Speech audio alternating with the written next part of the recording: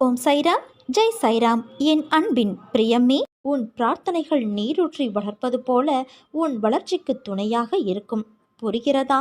மாற்றம் உன் வாழ்வில் நிச்சயம் நடக்கும். உனக்கு சஞ்சல புத்தி எப்போது ஏற்படுகிறது தெரியுமா? எல்லாம் இருக்கும் போதும் ஏற்படும், எதுவும் இல்லாத போதும் ஏற்படும். பொறுப்பில்லாமல் வாழ்க்கையை ஆரம்பித்து நடத்தும் போதும், பொறுப்போடு நடந்தும் தோல்வியின் பாதையில் போகும்போதும் ஏற்படும். மனசாட்சியோடு நடந்து கொள்ளும் போதும் ஏற்படும். ஏதோ ஒரு எதிர்பார்ப்பு மனதில் இருக்கும் போதும் ஏற்படும். அப்படியானால் எல்லா நிலைகளிலுமே சஞ்சல புத்தி ஏற்படுமா என்றால் நிச்சயமாக ஏற்படும். வாழ்க்கையில் நிறைய சாதிக்க வேண்டும் என்ற எண்ணம் இல்லாவிட்டாலும் தன்னிறைவோடு வாழ வேண்டும் என்ற எண்ணத்திலாவது ஒருவர் வாழ வேண்டும். இதற்காக தொழில் செய்கிறோம், வேலைக்கு செல்கிறோம், நமக்கென கடமைகள் இருக்கின்றது.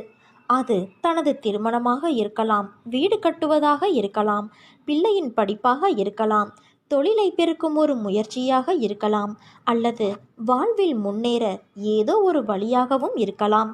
அவற்றை சரியாக செய்ய வேண்டும் என்று முனையும் போது பிரச்சனையை சந்திக்கிறோம். எந்த பிரச்சனையாக இருந்தாலும் அது கொதிக்கின்ற எண்ணெயை போன்றது. இளம் சூடாக இருக்கும் வரை இதமாக இருக்கும். கொதிக்க கொதிக்கத்தான் உடல் வெந்து போகும். ஆமை இருக்கிறதே, அதை கொல்வதற்காக ஒரு பாத்திரத்தில் நீரை ஊற்றி கொதிக்க வைப்பார்கள். நீர் இளம் சூடாக இருக்கும் வரை இதமாக இந்த தண்ணீர் போல எங்கும் தண்ணீர் இருக்காது என நினைத்து ஆமை கால்களை அகல விரித்து நீந்த தொடங்கும். சில நிமிடங்களில் நீர் கொதிக்க ஆரம்பித்ததும் அதிலேயே இறந்து போகும். இப்படித்தான் பிரச்சனைகளும்.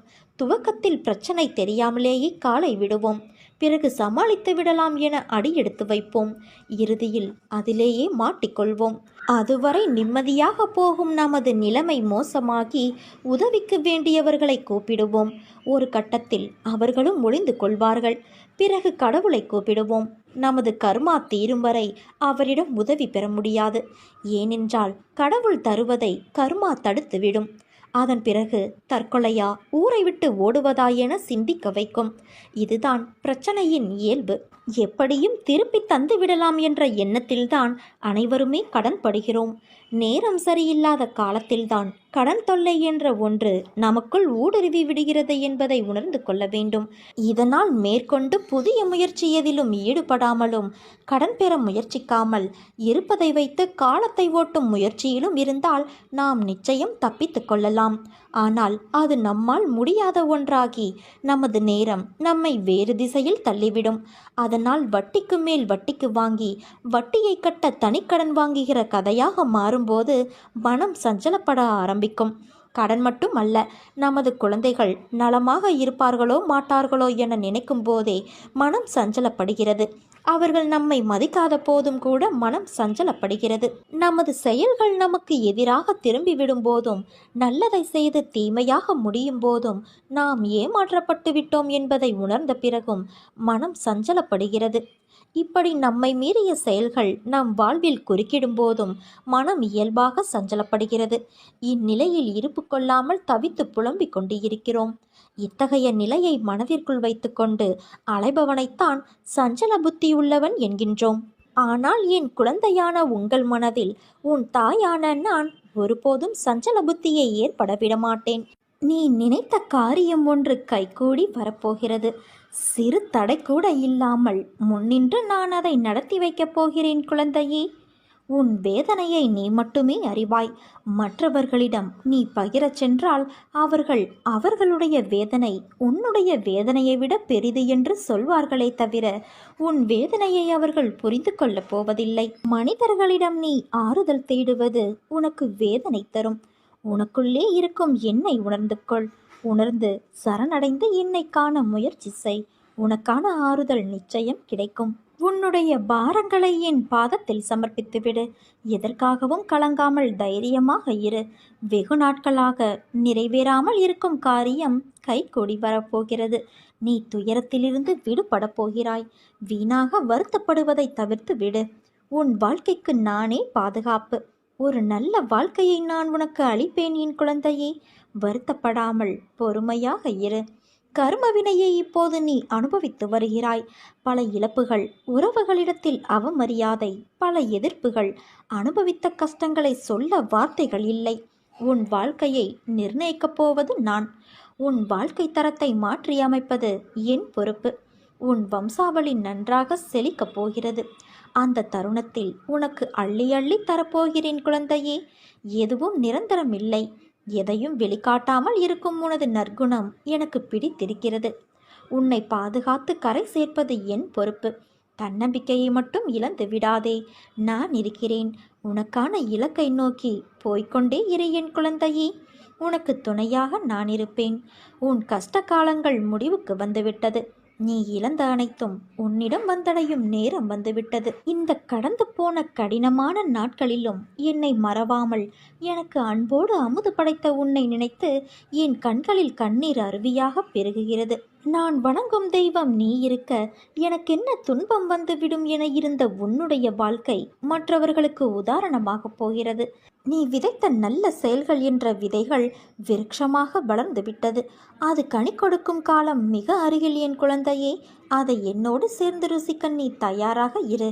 உன் குடும்பம் என்றும் சீரும் சிறப்போடு என் ஆசிர்வாதத்தில் வாழையைப் போல குலை தள்ளி தலை தோங்கும். என்னுடைய பிள்ளைகளை நான் என்றும் கவலைப்பட்டு கொண்டே இருக்க விட்டு விடுவேனா? நான் இருக்கிறேன். நம்பிக்கையோடு இரு. உன்னை என்றுமே கைவிட மாட்டேன். நீ சந்தேகமோ கேள்வியோ இல்லாமல் நமக்கு எது சிறந்ததோ அது நிச்சயம் நம்மை வந்து சேரும் என்ற எண்ணத்தை வளர்த்துக்கொள். நீ உன்னுடைய துன்பமான காலங்களை கூட புன்னகையோடும் தளராத நம்பிக்கையோடும் எதிர்கொண்டு பார். உன்னுடைய தடைகள் அனைத்தும் வெற்றிப்படிகளாக மாறும். அதை பின்பற்றுவது சிறிது கடினமான ஒன்றுதான். ஆனால் அதை முயன்று பார். உன் துயரங்கள் அனைத்தும் காணாமல் போகும். என்னை மீறி எதுவும் நடக்காது. உன் நிழலாக நான் இருக்கிறேன் என் குழந்தையே. என் வார்த்தைகள் மீது நம்பிக்கை வைத்து செயல்படு. மீதியை நான் பார்த்துக்கொள்கிறேன். உன்னுடைய எந்தெந்த வேண்டுதல்கள் நிறைவேறும் என்று நான் குறிப்பாக உணர்த்தினேனோ அந்த வேண்டுதல்கள் ஒவ்வொன்றாக இனி அடுத்தடுத்து நிறைவேறும். உன்னுடைய சில வேண்டுதல்களில் மாற்றமும் நிகழ்ந்து அதை நீ ஏற்றும் கொண்டு விட்டாய்.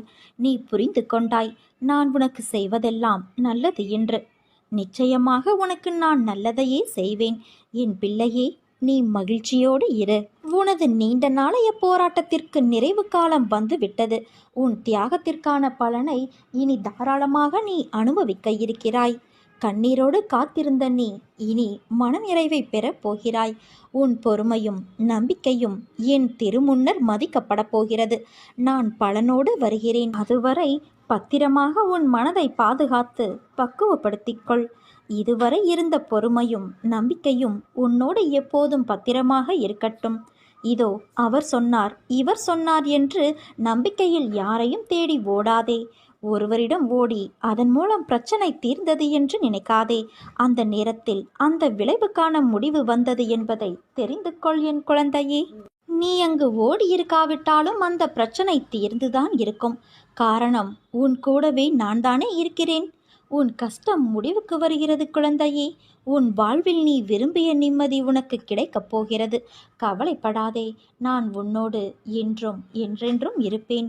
உன் உள்ளத்தில் கொட்டி கிடக்கும் பிரச்சனைகளை எல்லாம் எண்ணி பார்க்கும்போது இந்த அகில உலகத்தை விட அல்லவா பெரிதாக இருக்கிறது. உன்னை புரிந்து கொள்ளாதவர்கள் மத்தியில் அவர்களுக்காக உன்னை கரைத்து கொண்டு வாழ்க்கையை நடத்துகின்ற உன்னை நினைத்து நான் பெருமிதப்படுகிறேன். நாள்தோறும் சிக்கல்கள், குடும்பத்தில் பிரச்சனை, நிராகரிப்பு, வேலைப்பளு, மன உளைச்சல் என நீ படும் அவஸ்தைகளை பார்க்காத இவர்கள் உன் மீது பொறாமைப்படுகிறார்களே. எப்போதும் உன் விருப்பம் போல செய். உரிமையோடு என்னை வணங்கி என் மீது உன் அனைத்து பாரத்தையும் போடு. நான் உனக்காக எந்த வதையையும் தாங்கிக் கொள்வேன். உன் பிரச்சனைகளை பார்த்து நான் மெழுகை விட மேலாக உருகி கொண்டு இருக்கிறேன். என் கண்களிலிருந்து ஆராய் பெருகும் சூடான நீரினால் உன் கர்ம வினைகளையெல்லாம் நான் கழுவி கொண்டு இருக்கிறேன். யாரை பற்றியும் எதை பற்றியும் கவலைப்படாதே. உன்னிடம் கை நீட்டி வாங்கும் அளவுக்கு உன்னை வைத்திருப்பேனே தவிர நீ அவர்கள் வீட்டு வாசலில் இனியும் நிற்குமாறு நான் வைத்திருக்க மாட்டேன். விரைவில் உன்னை தேடி அவர்களை வர வைக்கின்றேன். உன் பிரச்சனைகளை முழுமையாக நான் தீர்த்து வைப்பேன். உன்னை விட உன் பிரச்சனைகளை பற்றி உன்னை படைத்தவனுக்கு நன்றாக தெரியும். அவன் மீது முழு நம்பிக்கை வை. அவன் நிச்சயம் உன்னை காப்பான். உன் மனவேதனைகள் அனைத்தும் மிக விரைவில் உன் மனதை விட்டு மறைந்து சென்றுவிடும். நீ நினைக்கும் அனைத்தும் நிறைவேறும். சங்கடம் கொள்ளாதே. நான் உனக்கு துணையாக என்றும் இருப்பேன் என் குழந்தையே. நான் ஒருபோதும் உன்னை கவலைப்படு, அழுது புலம்பு என்று கூறவில்லை. நான் கூறியதையெல்லாம் என்னை நம்பு, பொறுமையாக இரு, உன்னோடு நான் இருக்கிறேன் என்பதுதான். இதை நீ கடைபிடித்தாலே போதும். பாதி துன்பம் உன்னை விட்டு விலகி சென்றுவிடும். நான் ஒருபோதும் பொய் சொல்வது கிடையாது. நல்ல வாழ்க்கை வேண்டும் என நீ கேட்டால் அதை அப்படியே நான் நிறைவேற்றி தருவேன். ஆனால் நீ நம்பிக்கை இல்லாமல் கேட்கிறாய். அதனால்தான் உன்னால் என் காரியம் தடைப்பட்டு போகிறது. விரைவில் நீ நினைக்கும் மங்களகரமான காரியம் உன் வீட்டில் நடைபெறும். பொறுமையோடு இரு என் குழந்தையே. உன்னுடைய அனைத்து பாரத்தையும் சுமக்க நான் காத்து கொண்டு இருக்கிறேன். வாழ்க்கையில் துணிந்து போராடு. எந்த சூழ்நிலையிலும் யாரையும் வெறுத்து ஒதுக்க நினைக்காதே. கடும் சொற்களால் பேச நினைக்காதே. உன் பாரத்தை முழுவதுமாக என் மீது நம்பிக்கை வைத்து செலுத்து. நான் தயாராக இருக்கும்போது நீ எதற்காக கவலைப்படுகிறாய்? நீ படும் வேதனையிலிருந்து நான் உன்னை விடுவிப்பேன். உனக்கு ஏற்பட்ட பல கஷ்டங்கள், கடன் தொல்லைகள், இவைகளிலிருந்து உன்னை நான் விடுவிக்கப் போகிறேன். இதுவரை நீ நேர்முகமாகவும் மறைமுகமாகவும் நீ பட்டதெல்லாம் போதும். காலத்தின் கட்டாயம், உன் கர்ம பலன்களை அனுபவிக்க வேண்டிய சூழ்நிலை. ஆனால் இப்போது இதிலிருந்து உன்னை முழுவதுமாக நான் விடுவித்து விட்டேன். மகிழ்ச்சியாக இரு. வாழ்க்கையில் நிச்சயம் ஏற்றம் பெறுவாய். அனைத்திலும் வெற்றி பெறுவாய். நான் உன்னோடு இருக்கும்போது நீ ஏன் வீணாக அழுகிறாய்? அழுதது போதும். எவரெவர் தூற்றினாரோ அவர் உன்னை பார்த்து பொறாமை கொள்ளும் காலம் வரப்போகிறது. நல்லதை மட்டும் நினை, நல்லதை மட்டும் பேசு. முடிந்தவரை உதவி செய். உன் வாழ்க்கையில் இன்னும் எத்தனை நாள் இழந்து போன விஷயங்களையும் உறவுகளையும் நினைத்து வருத்தப்பட போகிறாய்? அவர்கள் உன் அன்பை சிறிதும் உணராத மனம் படைத்தவர்கள் என்று நீ அறிவாயல்லவா? அதை உணர்ந்து தெரிந்த பிறகும் அவர்களுக்காக இன்னும் உன் நிமிடங்களை செலவழித்து உன் வாழ்க்கையின் சந்தோஷத்தையும் நிம்மதியையும் இழக்காதே. உன் மனம் ரணத்தால் கொதித்து போயிருக்கிறது. ஆதங்கத்திலும் வழியிலும் நீ இருக்கிறாய். நமக்கு என்று ஒரு நாள் வரும், அன்றைக்கு நாம் பேசிக்கலாம் என்று வேதனையில் இருக்கிறாய். நீ பேசி என்ன பயன்? அவர்கள் அப்படித்தான், திருந்தாத மனிதர்கள். அவர்களை கணக்கில் எடுத்து பேசினால் நீதான் நிம்மதி இழப்பாய். அதை ஞாபகம் வைத்துக்கொள். உன்னையும் உன் அன்பையும் கொண்டாடுபவர்கள் இருக்கிறார்கள். அவர்களுக்காக நீ சிரி, அழு, வருத்தப்படு, உதவி செய். ஆனால் உன்னை மதிக்காத இடத்தில் ஒரு நிமிடம் கூட தங்காதே. அமைதியாக அவர்களை விட்டு நகர்ந்து வந்துவிடு. அவர்களை பற்றி யோசிக்காதே. உன் கோபம் நியாயமானதுதான். ஆனால் அது வேண்டாம் என் குழந்தையே. அது உன்னையும் உன் நிம்மதி, சிரிப்பு, சந்தோஷத்தையும் துளைத்துவிடும். உனக்கு எந்த விதமான குழம்பும் நிலையும் வேண்டாம். அனைத்தையும் என்னிடம் விட்டுவிட்டாயல்லவா? இனிமேல் எல்லாம் நல்ல காலம்தான்.